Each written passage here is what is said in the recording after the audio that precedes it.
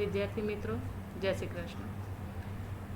અત્યાર સુધી આપણે 1 થી 3 પાઠના વિડીયો તમે જોયા હશે અને પ્રશ્ન પણ સમજાયા હશે. ઘણા બધાએ મને ફોટા પાડીને મોકલ્યા, મેં ચેક કર્યા અને તમને કીધું કે બરાબર છે.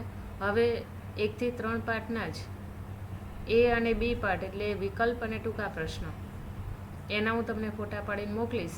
એમાં તમારે એ વિભાગ એ જે છે એમાં તમને પ્રશ્ન આપેલા હશે અને નીચે તમારે પ્રશ્ન લખવાનો અને એની નીચે વિકલ્પનો જવાબ. 4 વિકલ્પ લખવાની જરૂર નથી. મેં અહીંયા વિકલ્પ પણ લખ્યા નથી, પ્રશ્ન જ સીધા છે અને પ્રશ્નના જ હું ફોટા પાડીને મોકલીશ. તમારે ટેક્સ્ટ બુકમાં જ આ બધું લખવાનું. અને બધાને ખાસ કહી દઉં કે ટેક્સ્ટ બુક આપણે જે 11મા ધોરણની અંદર બનાવતા હતા એવી જ ટેક્સ્ટ બુક અલગથી 12મા ધોરણની અંદર પણ અર્થશાસ્ત્રની બનાવવાની છે, જેથી જે કંઈ પાઠના પેપર કે કાંઈ પણ આપું એ બધું એમાં લખવાનું અને સ્વાધ્યાય કાર્યનું કામ આપું એ સ્વાધ્યાય કાર્યના ચોપડામાં તમારે લખવાનું રહેશે. એટલે ખાસ ધ્યાન રાખજો. હવે ત્રીજો 1 થી 3 પાઠ આપણે પૂરા કર્યા. હવે ચોથો પાઠ છે જેમાં બેન્કિંગ અને નાણાકીય નીતિ.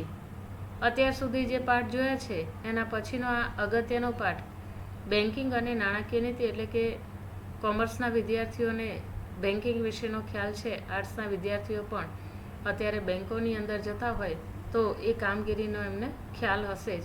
તો એ સંદર્ભમાં હવે આ પાઠ છે ખૂબ અગત્યનો. કેટલાક પ્રશ્નો એવા છે જે તમે કદાચ વાંચશો તો પણ તમને સમજાશે, પણ કોમર્સની ભાષા છે એટલે કોમર્સના વિદ્યાર્થીઓને બહુ વાંધો નહીં આવે, પણ આર્ટ્સના વિદ્યાર્થીઓએ થોડું 2 વખત વાંચવું પડશે તો જ તમને સમજાશે. અને હંમેશા વિડીયો જ્યારે તમે જોવા બેસો ત્યારે મેં તમને અગાઉ પણ કીધું છે કે પુસ્તક લઈને બેસવાનું સાથે. ક્યારેક ક્યારેક હું વિડીયોમાં બોલું છું, ક્યારેક પ્રશ્ન નોટ કરવાનું કહું છું, ક્યારેક વિકલ્પ નોટ કરવાનું કહું, ત્યારે તમારે પેન્સિલથી વિકલ્પ અને પ્રશ્નો તમારે નોટ કરવાના રહેશે. એટલે ખાસ તમને ફરી સૂચના કે જ્યારે પણ તમે વિડીયો જોવા બેસો ત્યારે પેન્સિલ સાથે રાખવાની, પુસ્તક ખુલ્લું રાખવાનું, તો જ તમને સમજાશે. ચલો હવે આપણે પાઠની શરૂઆત કરીએ. બેન્કિંગ અને નાણાકીય નીતિ. તમને ખ્યાલ હશે કે નાણું જે આપણે પાઠ ભણ્યા તો એ નાણાંને સાચવવા માટે બેંકની જરૂર પડે. અને તમને ખ્યાલ હશે કે પહેલાંના સમયમાં બેંક જે છે ને એ ખાસ કરીને ગામડાઓની અંદર શાહુકારો એ પોતે પેઢી ચલાવતા અને એ પેઢી લખવા માટે અમુક વ્યક્તિઓને બેસાડતા.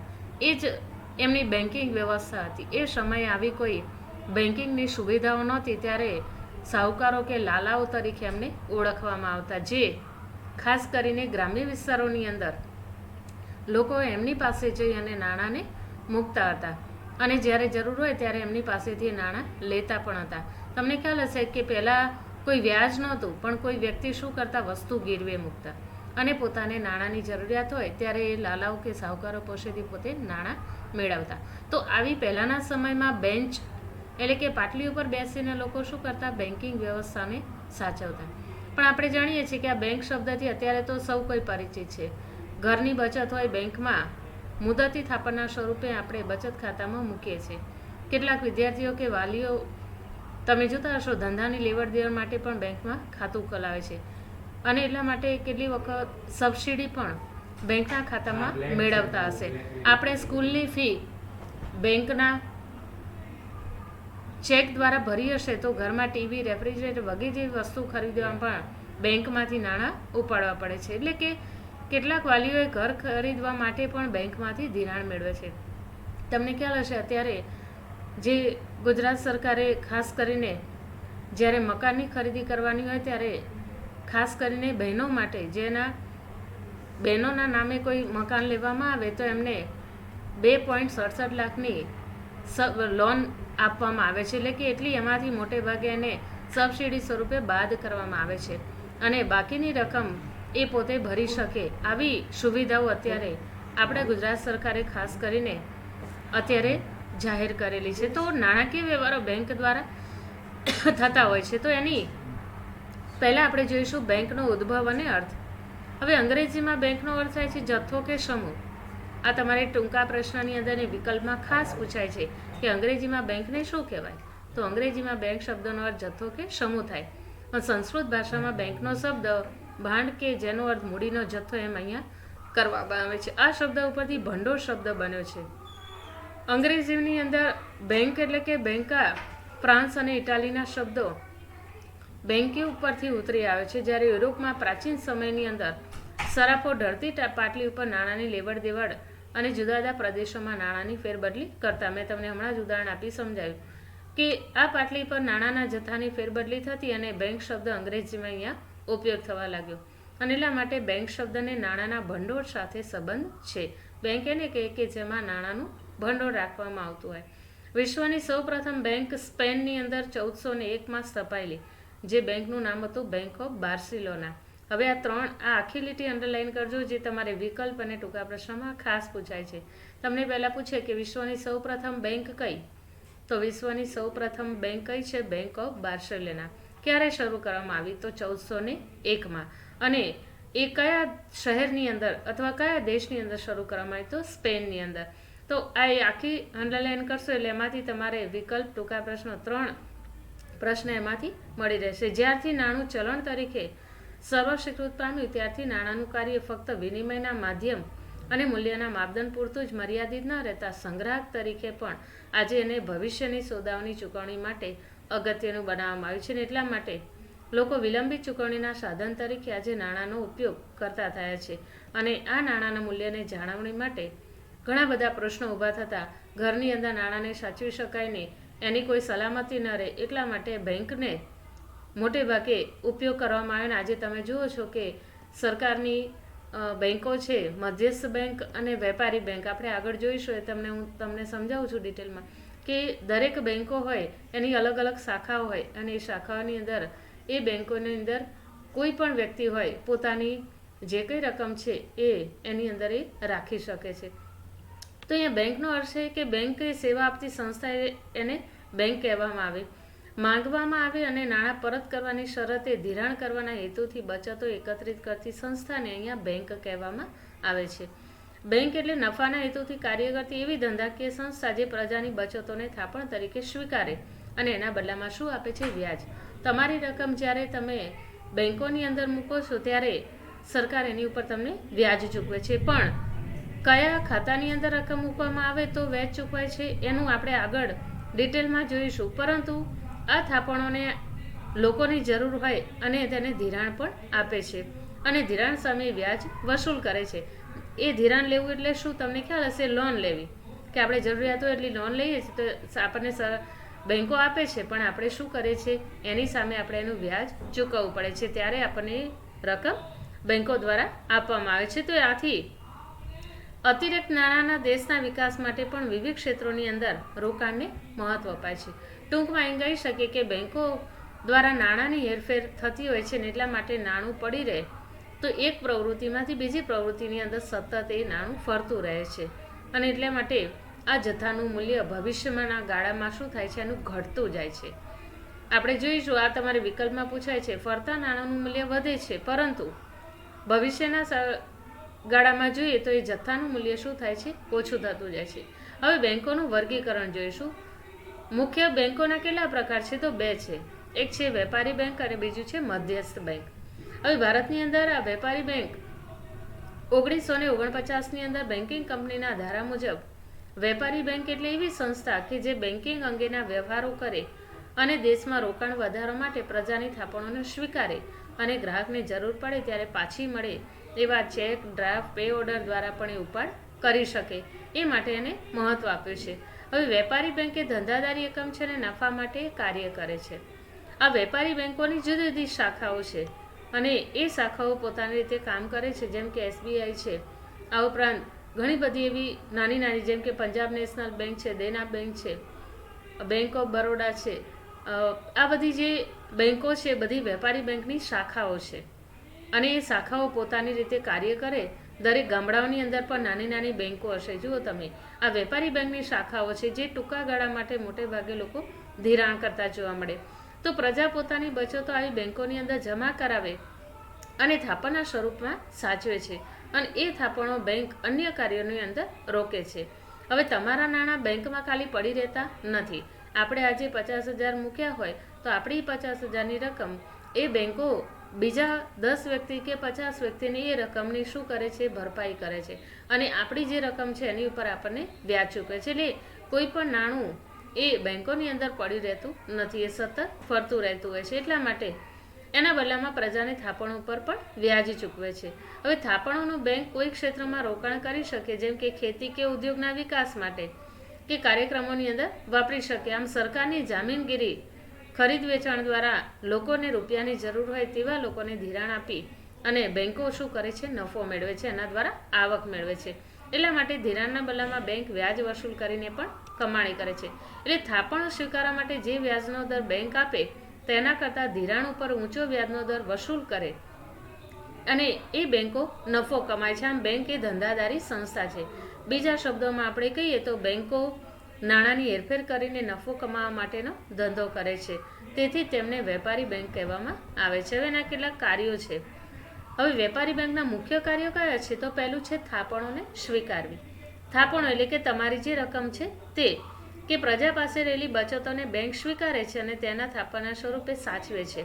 દાખલા તરીકે તમે એક વિદ્યાર્થી છો, તમારી શિષ્યવૃત્તિ આવે. પહેલાં એવું હતું કે શાળાની અંદર ક્લાર્કને એટલે કે શાળાના નામ ઉપર રકમ આવતી અને ત્યાં જ વિદ્યાર્થીઓને સહી કરાવી અને રકમ આપવામાં આવતી. પણ ઘણી વખત એવું બનતું કે ઘણા વિદ્યાર્થીઓ રકમ લઈ શકતા નહીં અથવા આવી શકતા નહીં, આવું પણ બનતું. એટલા માટે હવે સરકારે છેલ્લા ઘણા વખતથી તમને ખ્યાલ હશે કે શિષ્યવૃત્તિ તમારી બેંકોની અંદર જમા થાય છે. તમારો બેંક એકાઉન્ટ નંબર તમને ખાતું ખોલાવવાનું કહેવામાં આવતું હોય છે, જેમાં શિષ્યવૃત્તિ તમારી જમા થતી હોય. તો કહેવાનો અર્થ એ છે એનાથી વિદ્યાર્થીઓ પણ બેંકોનો લાભ લઈ શકે, બેન્કિંગ વિશે જાણી શકે. તો એ તમારી શિષ્યવૃત્તિ એ 500 રૂપિયા હોય, 1000 રૂપિયા હોય, 1500 હોય કે 2000, જે કંઈ રકમ છે એ તમારી જ્યાં જમા થાય છે એ તમારી શું છે? થાપણ છે. હવે એ થાપણને બેંક શું કરે છે? સ્વીકારે છે. હવે એ તમે ક્યાંય સુધી આ 9મા ધોરણમાં હોય અને શિષ્યવૃત્તિ તમારી 10મા ધોરણ સુધી પડી રહે, 10મામાં બીજી જમા થાય તો એના ઉપર તમને એનું વ્યાજ મળતું જાય છે. કારણ કે તમારી રકમ બીજે વપરાય છે પણ બેંક તમને એનું જે રકમ છે એના અમુક ટકા વ્યાજ તમને ચૂકવે છે. તો આ રીતે થાપણો સ્વીકારી અને એની સામે બેંકો વ્યાજ આપે છે. બીજા શબ્દોમાં કહીએ તો થાપણના સ્વરૂપે પ્રજા બેંકને ધિરાણ આપે છે, જેના બદલામાં બેંક વ્યાજ ચૂકવે છે. તો આ થાપણો કેટલા પ્રકારની હોય? તો મુખ્યત્વે 3 પ્રકારની. હવે દાખલા તરીકે પહેલું છે ચાલુ ખાતાની થાપણો. હવે ચાલુ ખાતાની એટલે કે સામે તેવું કહેવાય કે આ ખાતું કે ધંધાદારી પેઢીઓ હોય એ વ્યક્તિના નામે ખોલાવે છે. હવે તમારા નામનું એક સ્ટુડન્ટ, તમે વિદ્યાર્થી છો ને તમારું ખાતું તમે ખોલાવે તો એ તમારું ચાલુ ખાતું હોય છે કે જેમાં તમે અમુક રકમો જમા કરો, શિષ્યવૃત્તિ અને અન્ય જમા રકમો તમારી થતી હોય કે જ્યારે જરૂર હોય ત્યારે તમે એમાંથી રકમ ઉપાડી શકો. કે જેમાં આ પ્રકારની થાપણો કરતાં તરલ હોય છે કે ધંધા માટે દિવસની જરૂરિયાત જેટલી વાર જરૂર હોય એટલી વાર એનો ઉપાડ કરી શકાય છે, તેમજ એની અંદર તમે જમા પણ કરાવી શકો. એટલા માટે ખાતેદારને આ જે રકમ છે એના માટે ચેકબુક આપવામાં આવે છે, પરંતુ એને એનું વ્યાજ મળતું નથી કારણ કે ચાલુ ખાતાની થાપણો છે એટલા માટે. તો બેંકો દ્વારા આવી જે પ્રકારનો જે સર્વિસ ચાર્જ વસૂલ કરે છે એમાં ખાસ કરતાં એ જમા કરતા રકમોને અહીંયા અતિરેક ઉપાડ તરીકે ઓળખવામાં આવે છે. તો તમારે ટૂંકા પ્રશ્નમાં પૂછાય કે અતિરેક ઉપાડ એટલે શું? તો તમારી રકમ કરતાં પણ વધુ રકમને ઉપાડવાની તમારી જરૂરિયાત હોય તો પણ તમને બેંક એ પૂરી પાડે છે, પણ એની સામે તમારે એનું અમુક ટકા જે વ્યાજ હોય એ ખાસ કરીને વસૂલવું પડે છે. બીજું છે બચત ખાતાની થાપણો. હવે આ ખાતાની અંદર શું કરવામાં આવે તો વ્યક્તિ પોતાના ટૂંકા ગાળા માટે બચતો રાખે છે. જ્યારે પૈસા પાછા જોઈએ ત્યારે ચેકબુક દ્વારા ઉપાડી શકે છે. આવી થાપણ ઉપર તેને વ્યાજ મળે છે, પરંતુ તમને ખ્યાલ હશે કે જેમાં અત્યારે ખાસ કરીને ક્રેડિટ કાર્ડ છે અને મોટે ભાગે ડેબિટ કાર્ડ અથવા તો એટીએમ કાર્ડનો ઉપયોગ કરવામાં આવતો હોય અથવા બચત ખાતામાંથી ઉપાડ કરી અને આ ખાતામાંથી અન્ય ખાતાની અંદર બેંકો પોતાની નિર્ધારિત કરેલી હોય એ એપ મુજબ એ પોતે રકમો એક જગ્યાએથી બીજી જગ્યાએ મોકલી શકે છે. એટલે કે આ બચત ખાતાની થાપણો છે જેને સેવિંગ્સ ખાતું કહેવામાં આવે, કે જેમાંથી ઘણી વખત તમને ખ્યાલ હશે અત્યારે એસબીઆઈની અંદર નવી એક એપ અત્યારે કરવામાં આવી છે, જેના દ્વારા કોઈ પણ વ્યક્તિ હોય ઘેર બેઠા પોતાની તમામ જે રકમો છે અન્ય ખાતાની અંદર અન્ય વ્યક્તિઓને મોકલવાની હોય તો પણ એ મોકલી શકે છે, જેને યોનો તરીકે ઓળખવામાં આવતું હોય છે. આવું તમે કદાચ બેંકોની અંદર જાઓ ત્યારે જ તમને એનો ખ્યાલ આવે. ત્રીજી છે રિકરિંગ ખાતાની થાપણો. રિકરિંગ એટલે કે એવું કે આ રિકરિંગ ખાતું એટલે કે તમે અમુક સમય પૂરતું જે ખોલાવી શકો, એની મર્યાદા હોય, મર્યાદા બહાર તમે એ જો તમે 5 વર્ષ માટે રિકરિંગ ખોલાવી હોય 5000 રૂપિયાનું તો તમારી વચ્ચે જરૂરિયાત હોય અને 5 વર્ષ પહેલાં જો લઈ લો તો એનું જે વ્યાજ પૂરેપૂરું તમને મળવું જોઈએ એટલું મળી શકતું નથી. એટલે કે અધવચ્ચે રકમ તમે ઉપાડી શકો નહીં. એ અમુક સમયગાળા દરમિયાન જ તમારે ઉપાડવાનું હોય, એ સિવાય તમે એમાંથી ઉપાડી શકો નહીં. એટલે કે રિકરિંગ ખાતાની થાપણોની અંદર બચત ખાતાની થાપણનો જ એક પ્રકાર છે, જેમાં વ્યક્તિ એકસાથે બચત કરવા ન ઈચ્છતી હોય કે ન કરી શકતી તે વ્યક્તિ દર મહિને અમુક સમયગાળા દરમિયાન કોઈ ચોક્કસ રકમ ખાતામાં જમા કરાવતી રહે છે. આમ વ્યક્તિની થાપણ વધતી જાય છે. મહિનાની રકમ જમા ન કરાય તો વ્યાજના નુકસાનની સાથે ક્યારેક દંડ પણ એને ભરવો પડે. અને છેલ્લી એમાં છે મુદતી થાપણો, જેને ફિક્સ ડિપોઝિટ કહેવામાં આવે. આ થાપણો ચોક્કસ મુદત માટે જ મૂકવામાં આવે, જેમાં બેંક સૌથી વધુ વ્યાજ ચૂકવે છે. લાંબા ગાળા માટે વ્યક્તિ બચત કરવા માટે ફિક્સ ડિપોઝિટ મૂકવામાં આવતી હોય છે. તમે જુઓ કે આના ઉપર બચત કરેલા વ્યક્તિઓને સારામાં સારું વ્યાજ બેંકો દ્વારા ચૂકવવામાં આવતું હોય છે. અને જરૂર પડે તો અતિરિક્ત ઉપરની સવલત એટલે કે ઓવરડ્રાફ્ટ પણ એ મેળવી શકે છે. તો આ રીતે અહીંયા પહેલું આપણે જોયું કે પહેલું એનું છે કે થાપણો સ્વીકારવી. તો એ થાપણો કેટલા પ્રકારની, તમારા ટૂંકા પ્રશ્નમાં પૂછાય કે 2 ગુના પ્રશ્નમાં કે થાપણ કેટલા પ્રકારની છે, કઈ કઈ? તો 3 થાપણો વિશે આપણે 4 થાપણો વિશે જોયું. અને એ 4 થાપણોના સંદર્ભમાં પણ તમને ટૂંકા પ્રશ્ન એમાંથી પૂછાતા હોય છે. હવે બીજું છે એમાં ધિરાણની સવલતો પૂરી પાડવી. વેપારી બેંકની આપણે અહીંયા કાર્યો જોઈએ છે. આ તમારે 5 ગુણમાં અને 3 ગુણમાં ખાસ પૂછાય છે. વેપારી બેંકના કાર્યો વિગતે સમજાવો. તો એમાં બીજું છે ધિરાણની સવલતો પૂરી પાડવી. હવે આ ધિરાણની સવલતોની અંદર આપણે જોઈએ તો અર્થતંત્રમાં ધંધા માટે કે ખાનગી કારણો માટે રોકાણકર્તાઓને, વ્યક્તિઓને, ખેડૂતોને તથા અન્ય વર્ગના લોકોને નાણાંની જરૂર પડે ત્યારે બેંકો પાસે ધિરાણે લેતા હોય છે. બેંક વ્યાજ લઈને વિવિધ પ્રકારનું ધિરાણે પૂરું પાડે છે. હવે આ સંદર્ભમાં ધિરાણ ટૂંકા, મધ્યમ કે લાંબા ગાળાનું હોઈ શકે. હવે ટૂંકા ગાળાનું ધિરાણ એટલે 1 વર્ષ સુધીનું, મધ્યમ ગાળાનું એટલે 1 થી 5 વર્ષ સુધી અને લાંબા ગાળાનું એટલે 5 થી 15 વર્ષ સુધીનું. આ અકાઉન્ટ્સ જે આપેલો છે ને એ આખો તમારે અંડરલાઈન કરવાનો છે, કારણ કે વિકલ્પમાં ખાસ પૂછાય છે કે ટૂંકા ગાળાનું ધિરાણ કેટલા વર્ષ માટેનું હોય, તો 1 વર્ષ સુધીનું. મધ્યમ ગાળાનું કેટલા વર્ષ માટેનું હોય, તો 1 થી 5 વર્ષ માટે. અને લાંબા ગાળાનું કેટલા વર્ષ માટેનું હોય, તો 5 થી 15 વર્ષ માટેનું.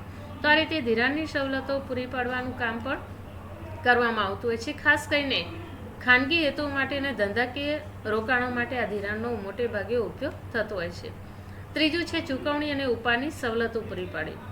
બેંક ગ્રાહકોને સરળતાથી નાણાંની ચૂકવણી અને ઉપાડની સવલત વિવિધ રીતે પૂરી પાડે, જેવા કે ચેક, ઉપાડ ચિઠ્ઠી, draft, pay order, debit card, credit card, ATM. તમને પૂછાય છે ટૂંકા પ્રશ્નની અંદર એટીએમ એટલે શું, અથવા એનું પૂરું નામ જણાવો, તો ઓટોમેટિક ટેલર મશીન. ઇન્ટરનેટ અને બેન્કિંગ વગેરે સુવિધાઓનો અહીંયા સમાવેશ થાય છે. ઇન્ટરનેટની સુવિધાઓ જેમાં હમણાં જ મેં તમને કીધું કે એસબીઆઈની અંદર નવી એક એપ અત્યારે તમારા મોબાઈલની અંદર પણ તમે ડાઉનલોડ કરી અને તમારા ખાતાની અંદર જે કંઈ રકમો છે એનો તમે ઘેર બેઠા ઉપયોગ કરી શકો છો. એનો ડાઉનલોડ કહેવાય છે, જે તમારે બેંકમાં જઈને જ કરાવવું પડે, ઘેર બેઠા એ થઈ શકે નહીં.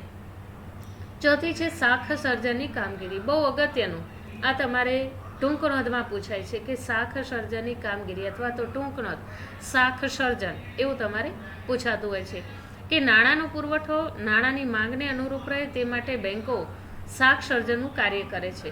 હવે એક શાખ સર્જન દ્વારા પ્રવર્તમાન નાણાંના જથ્થામાંથી નવા નાણાંનું સર્જન કરવામાં આવે છે. હવે આ નાણાંનું સર્જન કઈ રીતે થાય, તો શાખ સર્જનની પ્રવૃત્તિ ઘટે તો નાણાંનો પુરવઠો પણ શું થાય છે, ઘટે છે. બેંક જ્યારે પોતાની પ્રાથમિક થાપણમાંથી ધિરાણ આપે ત્યારે ધિરાણનો ચેક વટાવવા માટે ધિરાણ લેનાર વ્યક્તિના નામનું ખાતું તે જ બેંકમાં કે તેની બીજી શાખામાં ખુલે છે. એટલે તમને ખ્યાલ આવ્યો અહીંયા શું કહેવા માંગે છે શાખ સર્જનની અંદર, કે બેંક જ્યારે પોતાની પ્રાથમિક થાપણમાંથી ધિરાણ આપે, એટલે કે દાખલા તરીકે તમારું એસબીઆઈમાં ખાતું હોય એમાંથી તમને ધિરાણ આપે ત્યારે ધિરાણનો ચેક વટાવવા માટે જે તમે ધિરાણ લેવા માંગો છો તો એ વ્યક્તિના નામનું ખાતું જે તે બેંકમાં બીજી શાખામાં ખુલે છે.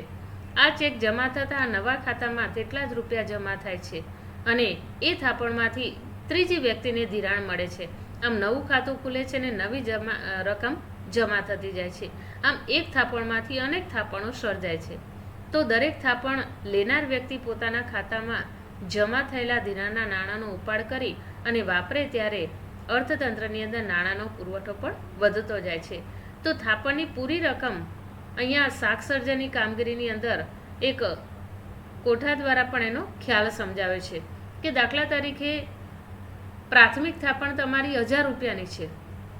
હવે રોકડ અનામતનું પ્રમાણ કાયદેસર રીતે 20% હોય, એટલે કે બેંકો 1000 ગુણ્યા 20 1 છેદમાં 20% જેટલું શાક સર્જન કરે, એટલે 1000 20% એટલે કે પ્રાથમિક થાપણમાંથી 5000 જેટલું શાકનું સર્જન કરવામાં આવતું હોય.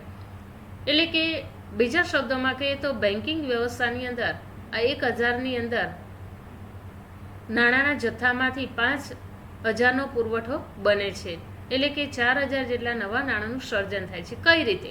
તો એનું ઉદાહરણ આપ્યું છે. જો ઉપરથી તમને ખ્યાલ નહીં પણ એ કોઠો આપ્યો છે. કોમર્સના વિદ્યાર્થીઓને તરત જ ખ્યાલ આવી જશે, પણ આર્ટ્સના વિદ્યાર્થીઓને થોડું સમજવામાં મુશ્કેલી સર્જાશે.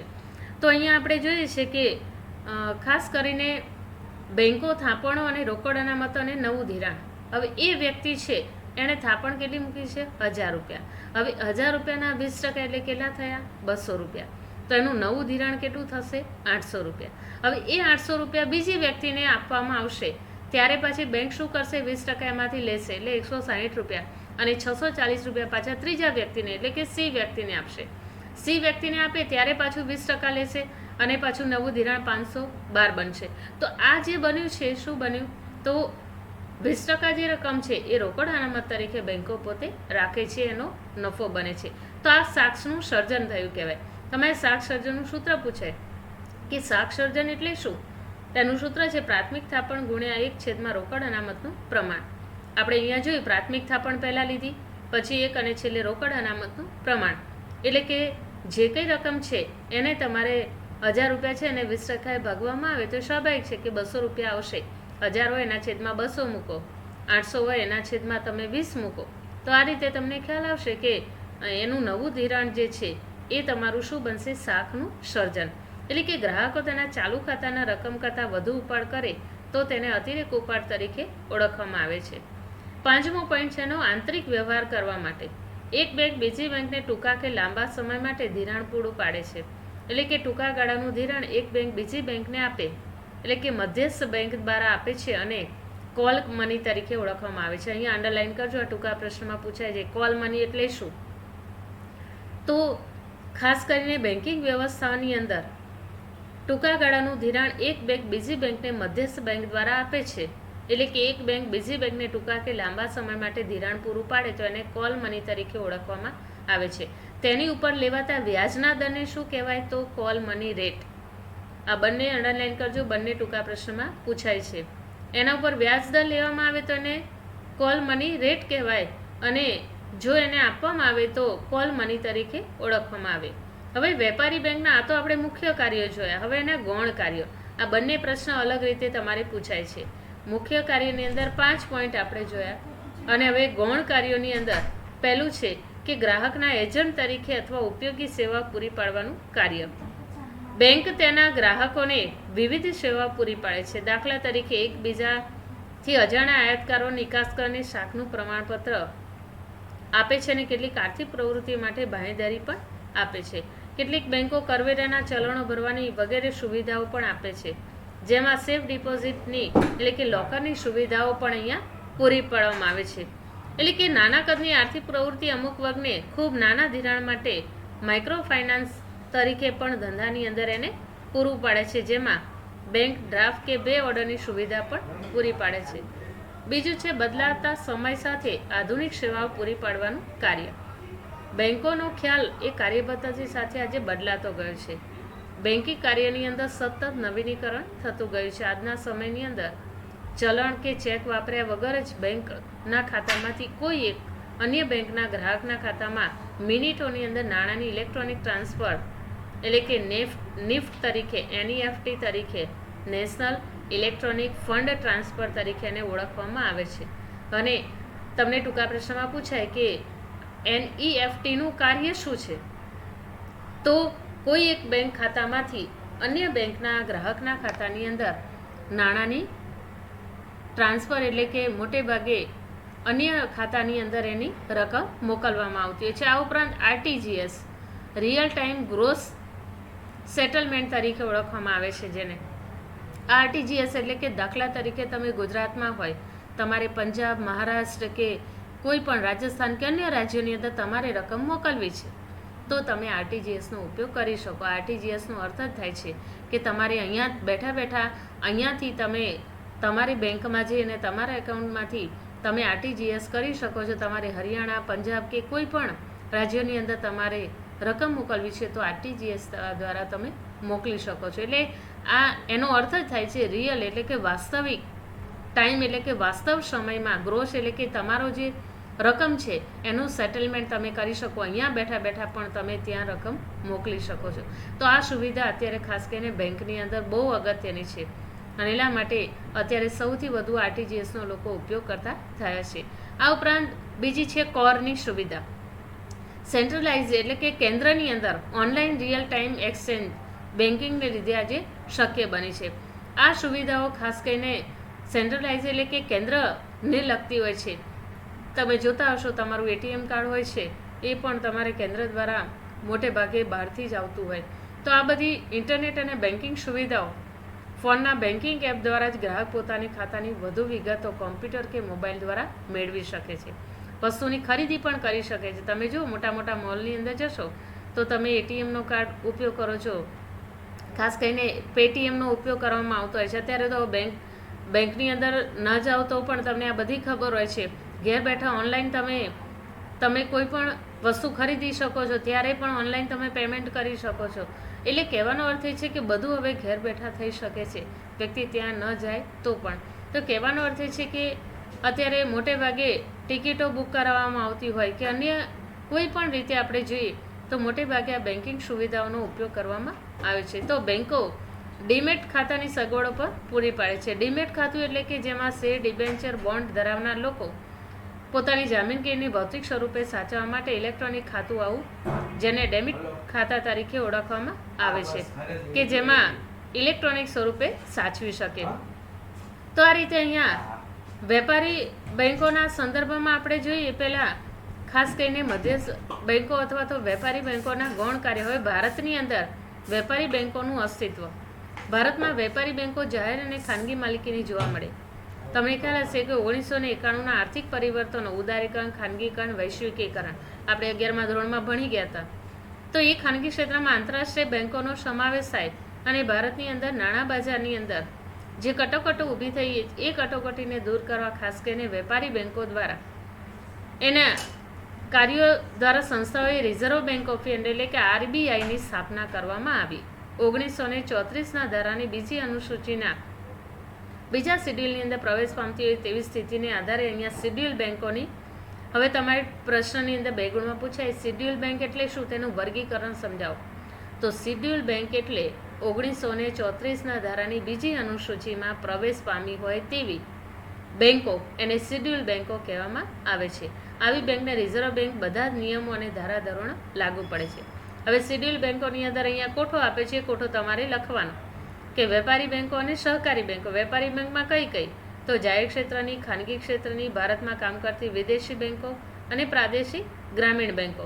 આ 4 તમે લખો, આટલો કોઠો લખવાનો. અને શિડ્યુલ બેંક એટલે શું તો 1934 છે ત્યાંથી તમારે અંડરલાઇન કરવાની કે 1934ના ધારાની બીજી અનુસૂચિમાં જે સમાવેશ થતી હોય, જે પ્રવેશ પામતી હોય બધી જ બેંકો એ શિડ્યુલ બેંકો તરીકે ઓળખવામાં આવે.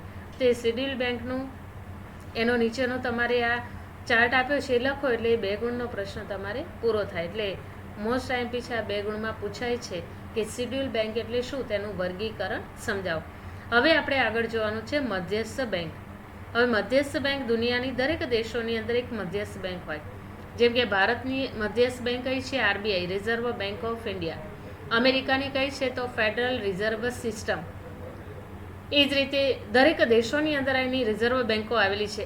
જેમાં ખાસ કરીને આપણે જોઈએ છીએ તો અમેરિકાની અંદર મેં તમને કીધું કે ફેડરલ રિઝર્વ સિસ્ટમ તરીકે. અને દરેક બેંકોની અંદર આપણે જોઈએ તો દરેક બેંકોમાં એક મધ્યસ્થ બેંક દેશની અંદર આવેલી હોય. જે દેશની તમામ બેંકોની કામગીરીનું સંચાલન, મૂલ્યાંકન અને અંકુશની કામગીરી બજાવે છે. આ મધ્યસ્થ બેંક એટલે શું ખબર છે? જેમ તમને ખ્યાલ હશે કે ક્રિકેટ રમાતી હોય ત્યારે કેપ્ટન એ મુખ્ય હોય અને એના નીચે બીજા 11 ખેલાડીઓ કામ કરતા હોય. તો અહીંયા પણ એવું છે, મધ્યસ્થ બેંક એ મુખ્ય બેંક છે જે આખા દેશનું સંચાલન એના હાથમાં હોય છે. આ મધ્યસ્થ બેંક જે ભારતની મોટામાં મોટી બેંક છે, એની ઘણી બધી શાખાઓ છે મધ્યસ્થ બેંકની, જેમાં ખાસ કરીને આપણે જોઈએ તો યુટીઆઈ જે છે, આઈસીઆઈસીઆઈ અને આઈડીબીઆઈ આ એની મુખ્ય શાખાઓ તરીકે એને ઓળખવામાં આવે છે, જે મધ્યસ્થ બેંક તરીકે એને ગણવામાં આવતી હોય. તો આરપી કેન્ટને એક વ્યાખ્યા આપી છે કે એવી સંસ્થા જે દેશના પ્રજાના હિત માટે અર્થતંત્રની અંદર નાણાંના જથ્થાની અંદર આ વિસ્તરણ અને સંકોચનની જવાબદારી એ સોંપવામાં આવતી હોય. હવે આ મધ્યસ્થ બેંક એટલે દેશની સર્વોચ્ચ બેંક છે કે જેનું મુખ્ય કાર્ય નાણાં બજાર અને બેન્કિંગ ક્ષેત્રને મદદ કરવાનું અને નિયંત્રણ કરવાનું છે. એને પ્રોત્સાહન અને આર્થિક હિત માટે નાણાકીય સ્થિતિને જાળવવાનું છે. સમગ્ર અર્થતંત્ર પર નાણાંના હેરફેરની અનેક અસરો અહીંયા થતી હોય છે ને એટલા માટે આર્થિક વૃદ્ધિ અને વિકાસ માટે આ નાણાકીય સંસ્થા અથવા તો આરબીઆઈ જે છે એ મુખ્ય કામગીરી પૂરી પાડે છે. તો આ મધ્યસ્થ બેંક જે છે એ નાણાકીય નીતિ ઘડે છે અને એટલા માટે મધ્યસ્થ બેંક અર્થતંત્રમાં આર્થિક અસ્થિરતાની જવાબદારી સ્વીકારે છે. અહીંયા અંડરલાઈન કરજો, આ તમારી ટૂંકા પ્રશ્નને વિકલ્પમાં ખાસ પૂછાય છે. આરબીઆઈની સ્થાપના ક્યારે થઈ? તો 1935ની અંદર. અને એનું રાષ્ટ્રીયકરણ ક્યારે કરવામાં આવ્યું? તો 1949માં. અને આ મધ્યસ્થ બેંક અથવા તો ભારતની સર્વોચ્ચ બેંક કઈ? તો મધ્યસ્થ બેંક. અને આ મધ્યસ્થ બેંકને ખાસ કરીને આરબીઆઈ તરીકે પણ ઓળખવામાં આવે. તો હવે એના કાર્ય જે આપણે જોઈએ કે એનું મુખ્ય કાર્ય શું છે? 1934ની રિઝર્વ બેંક ઓફ ઇન્ડિયાની સ્થાપના 1 એપ્રિલ 1935માં કરવામાં આવી, જેમાં ₹5 કરોડના ખાનગી મૂડીરોકાણથી આ આરબીઆઈની સ્થાપના કરવામાં આવી. 1949માં એનું રાષ્ટ્રીયકરણ કરવામાં આવ્યું. મેં તમને હમણાં જ કીધું, બંને તમારે પ્રશ્નમાં પણ પૂછાય છે. હવે આરબીઆઈ દેશની સર્વોચ્ચ બેંક એને એપેક્સ બેંક તરીકે ઓળખવામાં આવે છે, જે બેંકની કામગીરી સંભાળે છે. હવે એનું મુખ્ય કાર્ય શું છે? તો પહેલું આપણે જોઈએ તેના કાર્યની અંદર કે આરબીઆઈની નાણાકીય જવાબદારીઓ કઈ છે, એના નાણાકીય કાર્યો કયા? તો પહેલું છે ચલણ બહાર પાડવાનું કાર્ય. તમને ખ્યાલ હશે કે ભારતીય ચલણ બહાર પાડવામાં આવે છે. હવે આ ભારતીય ચલણની અંદર ₹1 સિવાયની તમામ ચલણી નોટો આરબીઆઈ પૂરી પાડે છે અથવા તો આરબીઆઈ આ નોટોને છાપે છે. હવે ₹2, ₹5, ₹10, ₹20, ₹50, ₹100, ₹500 અને આપણને ખ્યાલ છે કે 2000 સુધીની જે કંઈ નોટો છે એ બધી જ નોટો આરબીઆઈ દ્વારા બહાર પાડવામાં આવે છે. હવે આપણને પ્રશ્ન થાય કે ₹1ની ચલણી નોટ કોણ બહાર પાડે? તો ₹1ની ચલણી નોટ અને સિક્કાઓ એ ખાસ કરીને નાણાં મંત્રાલય દ્વારા બહાર પાડવામાં આવે છે. નાણાં મંત્રાલય એનો મોટે ભાગે સિક્કાઓ અને ₹1ની નોટનું એ નાણાં મંત્રાલય દ્વારા બહાર પાડવામાં આવતું હોય છે. એટલે કે ₹1ની કાગદી નોટ ભારત સરકારના નાણાં ખાતા દ્વારા બહાર પાડવામાં આવે છે, જેમાં સરકારના એજન્ટ તરીકેની વહેંચણી થાય છે. બીજું એનું કાર્ય છે સરકારની બેંક તરીકેનું કાર્ય. હવે આરબીઆઈ કેન્દ્ર સરકાર અને રાજ્ય સરકારની બેંક છે અને તેના નાણાકીય એજન્ટ અને સલાહકાર તરીકેની ફરજ બજાવે છે. સરકારના બોન્ડ અને ખાતાઓ, ચલણી સિક્કાઓ, નોટ વગેરેનો વહીવટ કરે છે તથા સરકારને ધિરાણ આપે છે. તો સરકારની બેંક તરીકેનું કાર્ય એ ખાસ કરીને અહીંયા આપવામાં આવે છે. ત્રીજું બેંકોની બેંક અને બેંકોના અંતિમ સહાય તરીકેનું કાર્ય. તો આરબીઆઈ ભારતની બધી જ શિડ્યુલ બેંકનું નિયમન કરે છે. એટલે કે જે આયાતોની નિકાસો થાય છે એ તમામ રકમો અથવા તો કેટલી રકમ ક્યાં પહોંચાડી, આ બધી જ કામગીરી આરબીઆઈ કરે છે. ક્યાંથી કેટલી રકમ આવીને કેટલી રકમ ક્યાં જશે, આ બધી જ બાબતો આરબીઆઈની અંદર રજૂ કરવામાં આવતી હોય છે. એટલા માટે એને અંતિમ સહાયકની કામગીરી તરીકે ઓળખવામાં આવે છે. ચોથી વાત કહે છે શાખ નિયમનની કામગીરી. આપણે હમણાં જોયું આગળ શાખ સર્જનનું કાર્ય, તો અહીંયા પણ આરબીઆઈ શાખ નિયમનનું કાર્ય કરે છે. નાણાકીય નીતિના સાધનોની મદદ વડે વેપારી બેંકોની પ્રવૃત્તિ દ્વારા એ નાણાંના પુરવઠાનું નિયમન કરે છે. અને એમાં વાત કરી છે વિદેશી હુંડિયામણની જાળવણીનું કાર્ય. જ્યારે વિદેશી હુંડિયામણનો કાયદાકીય રીતે સ્થિર રાખવામાં આવે ત્યારે આરબીઆઈ એ હુંડિયામણ દર નક્કી કરે. હવે અહીંયા પ્રશ્ન થાય કે હુંડિયામણ દર એટલે શું? તો એક દેશના ચલણનું બીજા દેશના ચલણમાં પરિવર્તિત કરવું એટલે હુંડિયામણ દર. આ હુંડિયામણ દર ખાસ કરીને વિદેશી હુંડિયામણ દ્વારા બજારમાં તેની માંગ અને પુરવઠાને અસર થતી હોય છે. તો તમને ખ્યાલ હશે કે અમેરિકાની અંદર ડોલરને મોટે ભાગે નાણાંની સ્વરૂપે આપણે એને ઉપયોગમાં લેતા હોય છે. અમેરિકાની અંદર ભારતનો 1 રૂપિયો છે. એમ દરેક દેશોના ચલણ જુદા જુદા છે અને એ ચલણને અન્ય ચલણમાં પરિવર્તિત કરવામાં આવે ત્યારે આપણા મૂલ્યનું પ્રમાણ કેટલું છે એના ઉપરથી ખ્યાલ આવે. તમને ખ્યાલ હશે કે ખાસ કરીને પાઉન્ડ, યેન અને વિશેષ કરીને આપણે જોઈએ છીએ તો ડોલર, એમાં સૌથી વધુ ઊંચા જો ભાવ હોય તો યેન, પછી પાઉન્ડ અને છેલ્લે ડોલરના હોય છે. તમને ખ્યાલ હશે કે આ 1 રૂપિયાના સંદર્ભમાં ડોલરની જે કિંમત છે અત્યારે વર્તમાન એમ કહી શકાય કે 63 થી 65. અત્યારની પરિસ્થિતિના અનુસંધાને કદાચ એમાં થોડે અંશે ઘટાડો થઈ શક્યો હોય. કહેવાનો અર્થ એ છે કે દરેક દેશોની અંદર એની અલગ અલગ પોતાના ચલણ હોય છે અને ચલણને આ રીતે પરિવર્તન કરવામાં આવતું હોય તો એને આપણે હુંડિયામણ દર કહીએ. તો એટલા માટે સૈદ્ધાંતિક રીતે એની કેટલીક વ્યાખ્યાઓ આપી છે કે નાણાકીય સત્તા દ્વારા લેવાયેલા સભાન પગલાં નાણાંના જથ્થા દ્વારા જેને મહત્ત્વ આપે છે અને એટલા માટે કેટલાક ખર્ચાઓમાં પરિવર્તન પણ આવતું હોય છે. તો આવા સામાન્ય રીતે આર્થિક હેતુઓને સિદ્ધ કરવા માટે નાણાંના પુરવઠાને અંકુશિત કરવા માટે આ નાણાકીય નીતિનો ઉપયોગ કરવામાં આવે છે. તો આર્થિક વિકાસની અંદર આ પ્રક્રિયાને પ્રજાનું હિત જળવાઈ રહે અને આર્થિક સ્થિરતા જળવાઈ રહે એ માટે સર્વોચ્ચ બેંક તરીકે આરબીઆઈને મહત્ત્વ અપાયું. તો હવે આરબીઆઈના નાણાકીય નીતિના સાધનો આપણે અગાઉ જે જોયું એ ખાસ કરીને આરબીઆઈના નાણાકીય કાર્યો જોયા. હવે એના પરિમાણાત્મક અને ગુણાત્મક સાધનો વિશેનો ખ્યાલ જોઈએ તો પહેલું છે પરિમાણાત્મક, જેમાં બેંક રેટ અને રેપો રેટને મહત્ત્વ આપે છે. આ બંને અગત્યના પોઈન્ટ છે કારણ કે તમારી પરીક્ષામાં પૂછાય છે 2 ગુણની અંદર કે પરિમાણાત્મક સાધનોની અંદર પહેલી વાત કરીએ તો બેંક રેટ કોને કહેવામાં આવે? જ્યારે વેપારી બેંક નાણાંની અછત અનુભવાય ત્યારે આરબીઆઈ પાસેથી નાણાં ઉધાર લે છે અને આરબીઆઈ વેપારી બેંકને લાંબા ગાળાનું ધિરાણ જે વ્યાજના દરે આપે એને બેંક રેટ કહેવામાં આવે છે. અમુક વખત તમે જો વેપારી બેંકો જે ટૂંકા ગાળાની છે અને આરબીઆઈ છે લાંબા ગાળાની બેંકો, એ બેંકો બીજી બેંકોને શું કરે છે? ધિરાણ. તો આરબીઆઈ બેંક રેટ વધારે ત્યારે વેપારી બેંક ધિરાણ લેવાનું મોંઘું પડે છે અને એટલા માટે પ્રજાને ઊંચા વ્યાજના દરે ધિરાણ આપે છે. હવે સ્વાભાવિક છે, એક સામાન્ય ઉદાહરણ આપું કે કોઈ એક વેપારી પાસેથી તમે કોઈ વસ્તુ ખરીદતા હોય, એ વેપારી અન્ય વ્યક્તિ પાસેથી લેતા હોય ત્યારે એને ઊંચી કિંમતો ત્યાં ચૂકવવી પડી હોય તો સ્વાભાવિક છે કે એ વસ્તુ તમને પણ ઊંચી જ ભાવે ચૂકવશે. એ નીચી ભાવે કરવા જશે તો એને શું થશે? એને નુકસાન જશે. એટલે કહેવાનો અર્થ એ છે કે અહીંયા આરબીઆઈ બેંક રેટ વધારી નાણાંનો પુરવઠો ઘટાડે છે અને માટે ફુગાવાની પરિસ્થિતિ સર્જાય છે. આપણે જોયું હતું ને આગળ, ફુગાવો એટલે ભાવોમાં થતો સતત વધારો. જ્યારે મંદીની પરિસ્થિતિમાં શું થાય? એનાથી ઉલટી પરિસ્થિતિ જોવા મળે છે. એટલે કે નાણાંની માંગ કરતાં નાણાંનો પુરવઠો વધુ હોય ત્યારે ફુગાવો સર્જાય છે અને બાકી મંદીના સંજોગોમાં એનું પ્રમાણ નીચું જોવા મળે છે. એટલે બેંક રેટ ખૂબ નીચો રાખવાની સસ્તા નાણાંની નીતિ અને મોંઘા નાણાંની નીતિને અહીંયા મહત્ત્વ અપાયું છે કે જો બેંક રેટ નીચો હોય તો કઈ નીતિ આવે? સસ્તા નાણાંની નીતિ.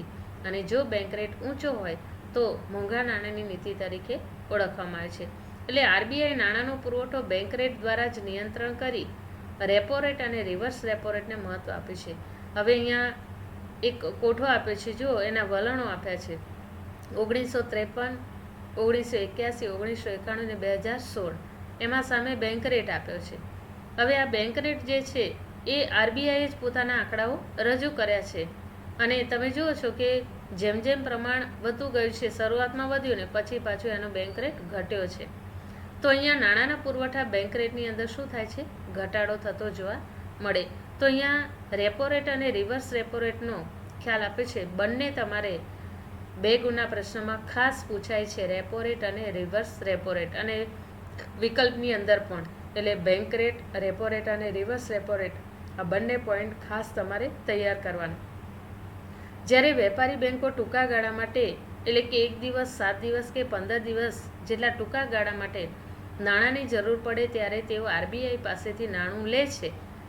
તો એ દરે આરબીઆઈ વેપારી બેંકોને આવું નાણું આપે તો તેને શું કહેવામાં આવે છે? Repo rate.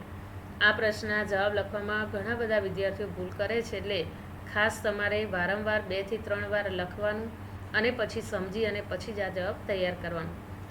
ખાસ યાદ રાખવાનું, રેપો રેટ કોને કહેવાય કે વેપારી બેંકોને ટૂંકા ગાળા માટે, જ્યારે વેપારી બેંકને નાણાંની જરૂર પડે છે ત્યારે એ ટૂંકા ગાળા માટે, ટૂંકા ગાળાનો સમયગાળો અહીંયા આપે, જો 1 દિવસ, 7 દિવસ કે 15 દિવસ, એના માટે શું કરે છે તો નાણાંની જરૂર પડે ત્યારે આરબીઆઈ પાસેથી નાણું લે છે, રેપો રેટમાં લે છે.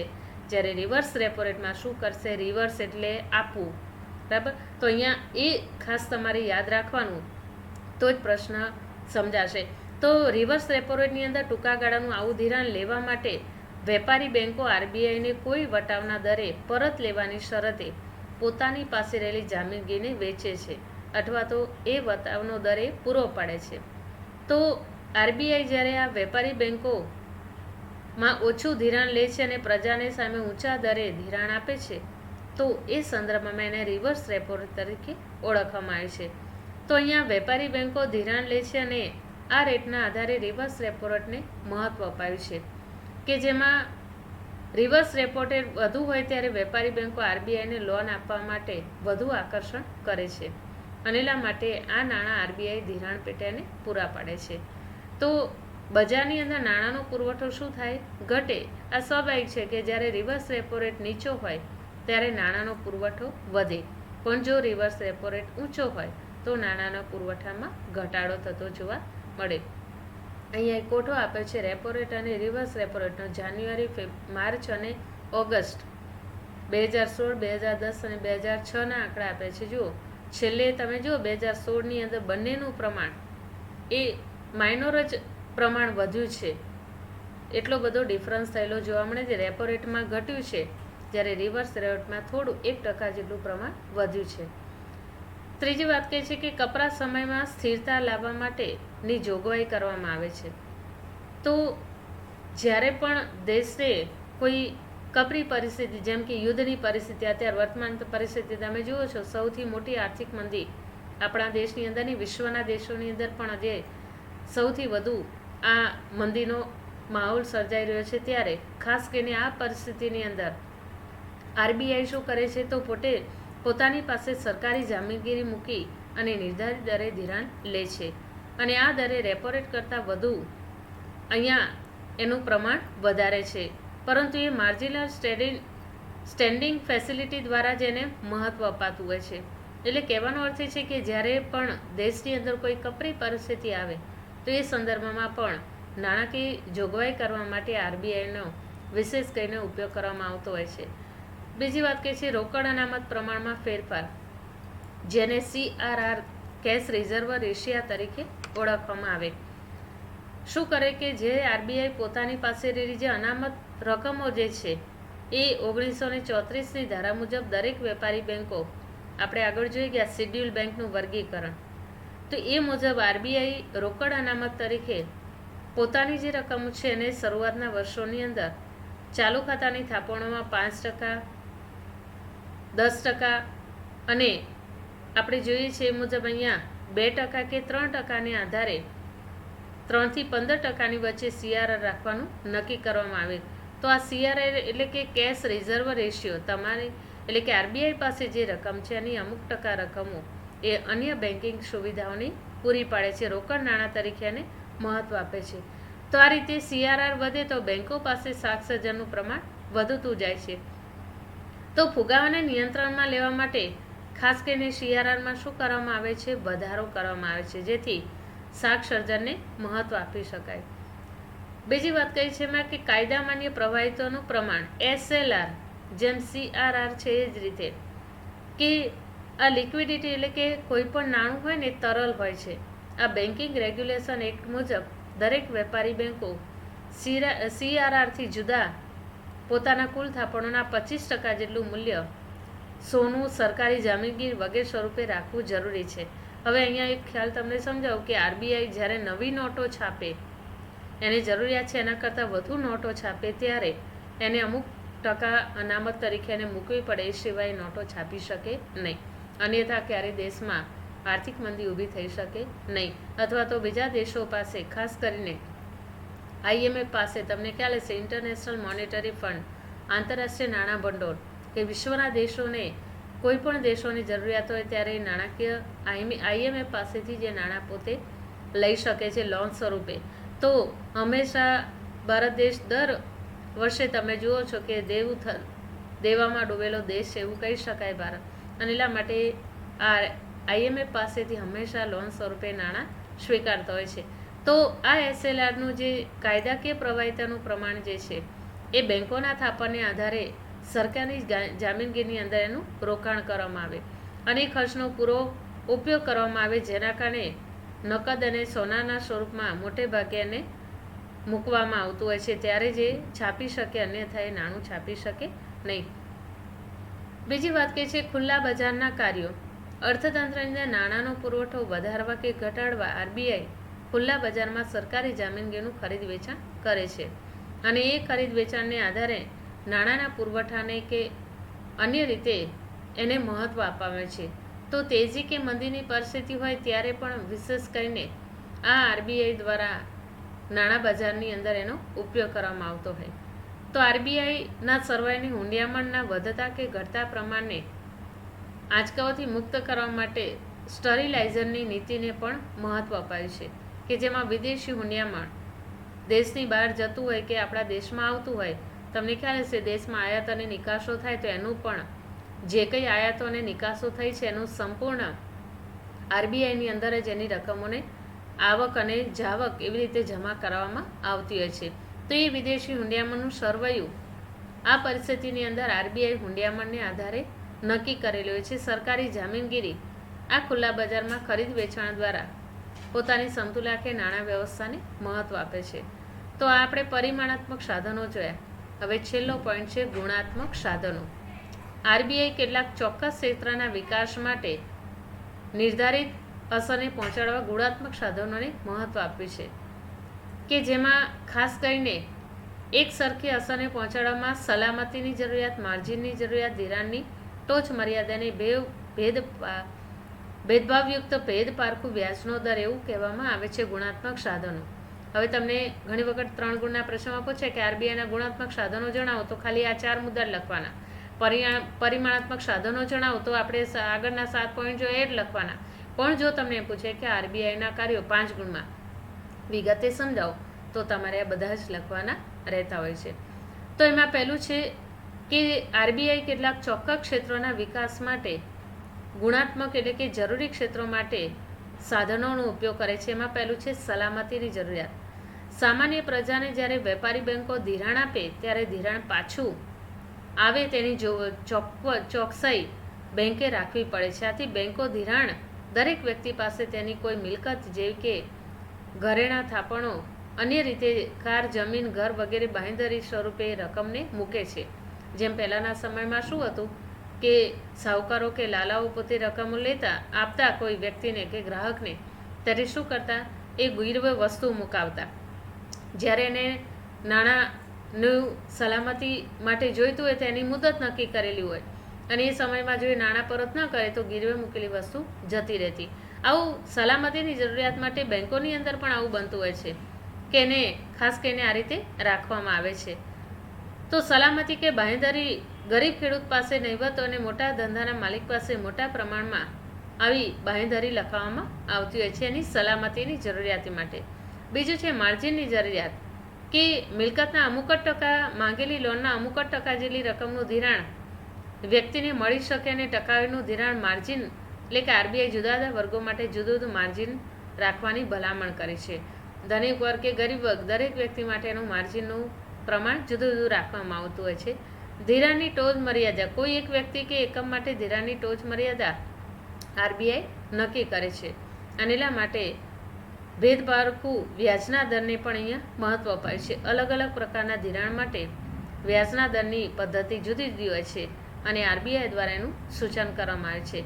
દાખલા કે એક ગરીબ ખેડૂતને ખેતીની પ્રવૃત્તિ માટે ખૂબ નીચા દરે ધિરાણ આપવામાં આવે તો પૈસાદાર વ્યક્તિને ઘર કે કાર ખરીદવા માટે ઊંચા દરે ધિરાણ પણ મળતું હોય છે. ખેડૂતો માટે તમે જુઓ કે સબસિડી જાહેર કરતા હોય છે સરકાર, ખાસ કરીને ભારત ખેતી પ્રધાન દેશ છે, તો એ રીતે એની સુવિધાઓ આપવામાં આવે છે. કોઈ વિધવા વ્યક્તિ હોય, વિધવા પેન્શનની યોજના હોય, જે કંઈ હોય એ બધામાં તમે જુઓ કે કોઈને કોઈ રાહત આ રીતે આપવામાં આવતી હોય છે. તો કહેવાનો અર્થ એ છે કે આ પાઠ જે છે એમાં બેન્કિંગ અને નાણાકીય નીતિ વિશેનો ખ્યાલ આપ્યો છે.